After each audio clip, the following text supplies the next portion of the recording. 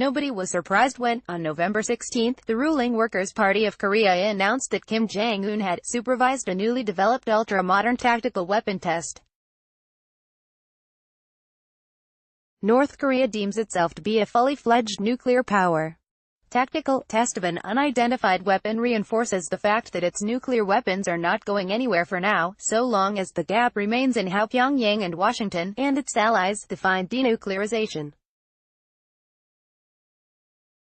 While incremental movement in inter-Korean relations through economic cooperation may have been unimaginable a year ago, cautious optimism is key. We should not expect assisting Pyongyang's economic development to lead to nuclear concessions easily. The heart of North Korea's Pyongyang policy is parallel nuclear and economic development. Moreover, we should not forget the power of alliances, particularly between Beijing and Pyongyang. While frosty at times, it is of critical importance in keeping the status quo on the Korean peninsula. Two of the many obstacles for progress on the North Korean nuclear issue must not go unnoticed. The first, which skeptics are right to stress, is the stringency of UN Security Council economic sanctions, particularly those that restrict economic engagement with North Korea. Pyongyang and Beijing have sounded many calls for their easing, yet Washington has refused to give leeway. Yet, it is the damage of sanctions enough to warrant North Korea conceding the icing on the cake that is its nuclear program, essential to its self-perception as a nuclear power. Second is the impasse in which the global community has been embedded since Pyongyang's rhetorical, but so far, not visible, pledge towards denuclearization took hold. What is meant by denuclearization? The Trump administration's North Korean policy has emphasized complete, verifiable, irreversible dismantlement, but the idea of complete denuclearization was also reiterated by then-Secretary of State Hillary Clinton in 2009, when she said sanctions would continue unless verifiable and irreversible steps towards disarmament were taken. Although the latter remark was made under the Obama administration's unsuccessful waiting game of strategic patience, is the current U.S. administration's maximum pressure more successful? Washington's line is clear: North Korea's nuclear weapons must go, and the international community must receive a declaration of Pyongyang's nuclear stockpiles before any substantive concessions can be made. Anything short of this is not U.S.-defined denuclearization. For Pyongyang, denuclearization means the removal of the U.S. security guarantee over its ally south of the 38th parallel, which may include the removal, or at least a significant reduction, in the presence of U.S. troops in South Korea, though the latter has been dropped as an explicit condition by Pyongyang. U.S. clashes with China and Russia over North Korea sanctions during UN talk. Kim pledged a moratorium on nuclear and missile testing in April of this year, before the first inter-Korean summit, but crucial to this pledge was that the testing was not necessary, for now. We should not be surprised if nuclear activity restarts. If scenario emerges where Pyongyang decides to abandon a few elements of its nuclear and missile program, such as short-range ballistic missiles, which would mean that the U.S. would still be at threat, but not sole, what is to stop it from doing so only temporarily? For Beijing, denuclearization on the peninsula is a priority, but crucially, so is stability. If the peninsula has remained war-free for over the past 65 years, and is likely to continue to be so, through sanctions and attempts at economic engagement with North Korea, China has no need for a radical move just yet. Its diplomatic engagements with its ally and little brother of North Korea can continue, in its pursuit for peace and stability on the peninsula. North Korean Foreign Minister Yong-ho visited Beijing on Friday and met his Chinese counterpart Wang Yi, the fifth meeting between the two this year. That followed visits by Ri to Vietnam and Syria, raising questions of a planned future summit between Kim and Syrian President Bashar al-Assad, and whether North Korea wants to learn lessons from Vietnam's economic development. Ri's meeting with Assad in Damascus on Tuesday emphasized the one and the same enemy faced by North Korea and Syria, namely the United States.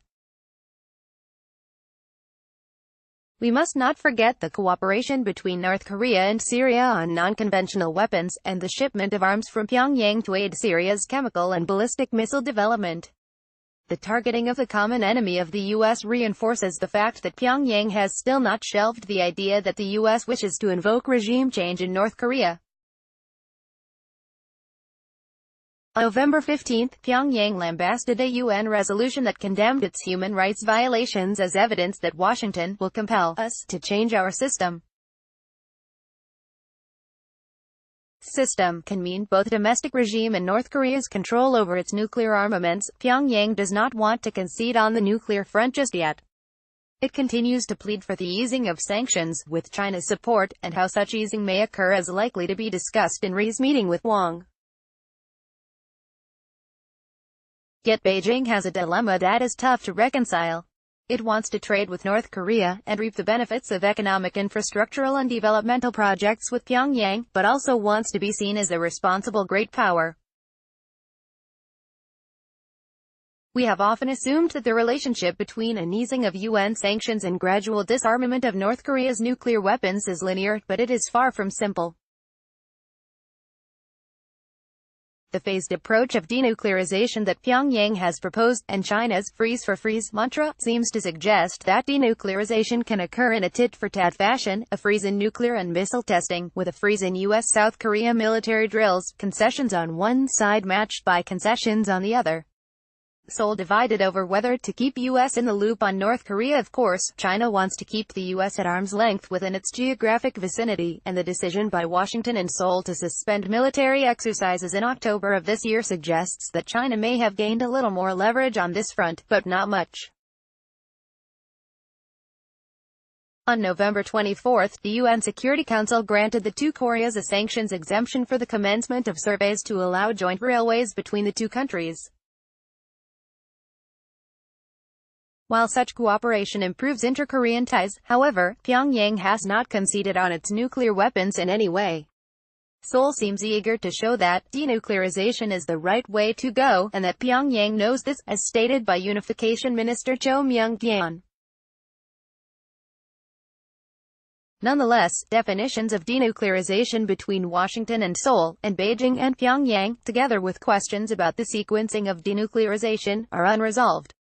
Drastic sanctions relief before any substantive progress on nuclear reduction is risky, and what is to stop Pyongyang from starting on the path of nuclear reduction to demonstrate its status as a responsible international power, and then reneging? While the International Atomic Energy Agency may be preparing to play a greater role in verifying North Korea's nuclear program, what this means in practice remains unclear. Pyongyang is actively exploiting the ambiguity of the Singapore Summit Declaration, which placed dialogue before any visible denuclearization, according to the U.S. definition. There has been a wealth of dialogue in 2018, not all successful, and the nukes aren't budging. U.S. Secretary of State Mike Pompeo has called for patience in dealing with the North Korean nuclear issue, as sanctions continue to be enforced, amid a suspension of nuclear and missile tests from Pyongyang. Yet for how long should this patience continue? The longer this process draws out, the longer Pyongyang can keep hold of its nuclear stockpiles. The fact remains, North Korea has not conceded on its nuclear weapon so far, and while inter-Korean and Sino-North Korean relations may be gaining traction, denuclearization remains as elusive as ever.